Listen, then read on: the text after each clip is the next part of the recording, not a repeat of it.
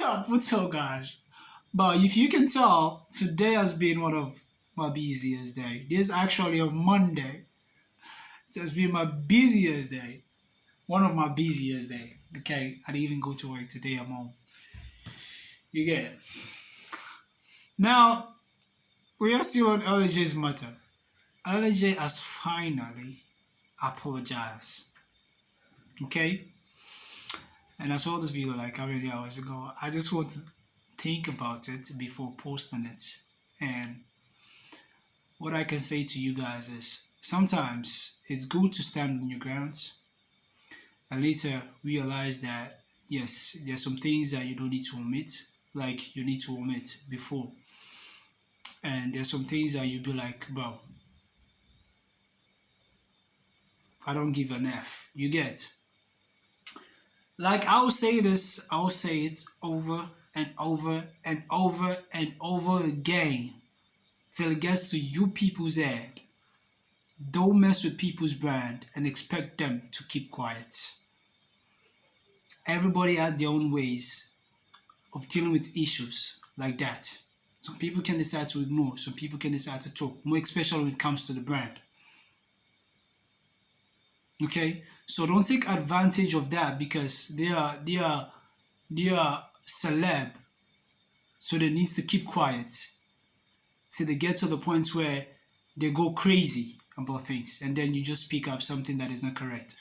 So LJ took to his Facebook like a few hours ago, where he made an open letter to the people of Sierra Leone, to the women of Sierra Leone, and to A.James, right?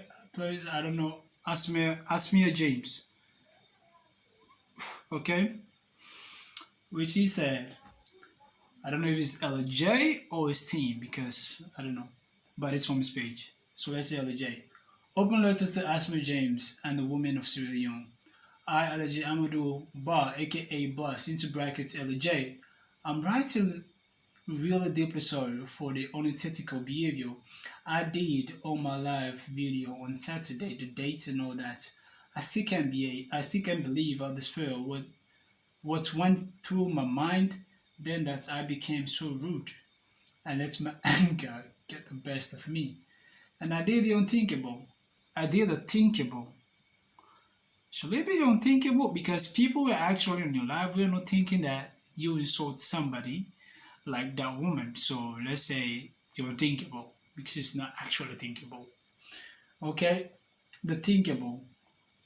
For that, I will say I'm sorry to A.James, stroke family, and the women of Sierra Leone. There's no justification for what I did, and for that, I will say sorry to the women of Sierra Leone, my family, friends, fans, and supporters. I've been through a whole lot, or a lot, for the past couple of years, and it's somehow having a negative effect of my mental health. Should be on negative effect on my mental health again, and I got overwhelmed during the live. No excuses whatsoever for my actions, and I take full responsibility. But I want us to focus on this particular side where he said, I've been through a lot for the past couple of years, and it's somewhat having a negative effect of my mental health. And I got overwhelmed during the live. No excuses whatsoever for my action, and I take full responsibility. I know some of you guys are calm now. I know some of you guys are okay.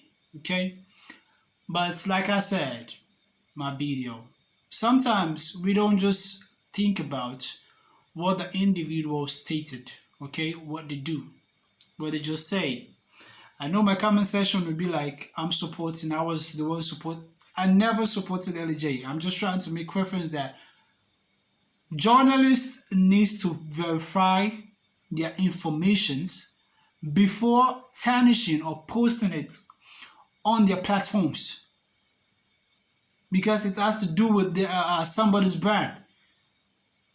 Other world don't joke with those things. They sue them. They get jailed. They lose a lot of money for posting false information and random stuff that is not correct.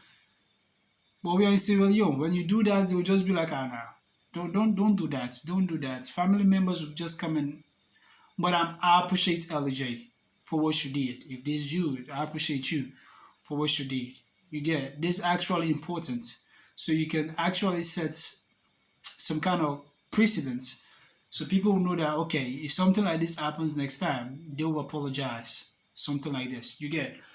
But what I would say is, please, please, and please again, Sierra Leoneans, we need to be careful with what we do and say to other people, more especially when it comes to people like this, when you don't have correct source and you can't continue or you can't follow the source to the end, please don't start it. Please don't start it. People go through depression, and depression comes with mental health. Some people can keep it in, but they can't withstand it at the end of the day. So don't be taking that for granted because the person kept quiet all the time. And if you look at LJ, bro, LJ is one of the artists in Sierra Leone that no matter what you say, he will never respond to you on any of his comments.